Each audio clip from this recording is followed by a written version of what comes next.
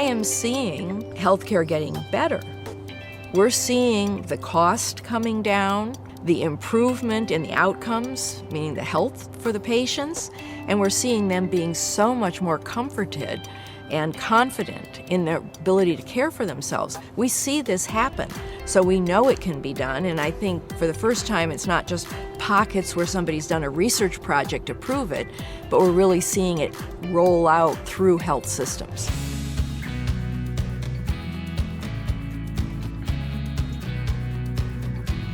We know pretty clearly you can take out about 30% of the cost in the current healthcare system. And that's just unnecessary duplicate testing, things that are done because they don't have the right information, because people haven't had preventive care and they come in when they're much sicker. Before, you lost money every time you did something sensible. Now, the rules of the game are being changed. If someone comes to me with a mild illness, it is in my interest as a doctor, as a part of a health system, to keep that person healthy and not wait till they get worse and come in to see me with a problem. You need to have reminder systems. Now we have electronic health records. That's obviously a huge change, especially if you're a doctor or in a hospital. It's a new world when you can get all that information right away and easily.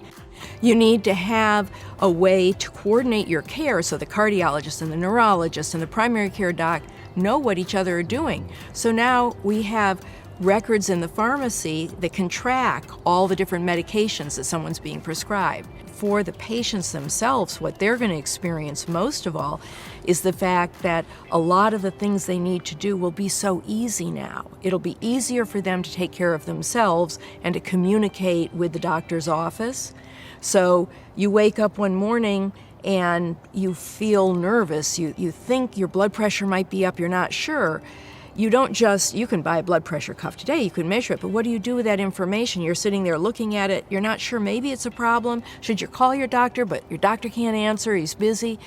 Well, instead, the machine sends the signal, there's a feedback loop that comes back to you from the doctor's office that says, this is good, just a normal variation, don't worry about it, but please check tonight. A very small number of people actually wind up having to go to the hospital.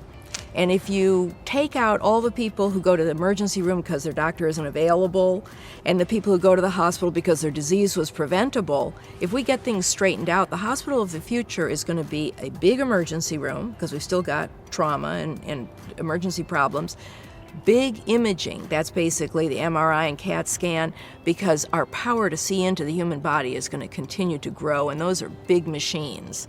And then the third thing is surgery, because there'll be a smaller number of operations that need to be done in a hospital, but for those we'll need to have the capacity. So fewer people will ever go to a hospital.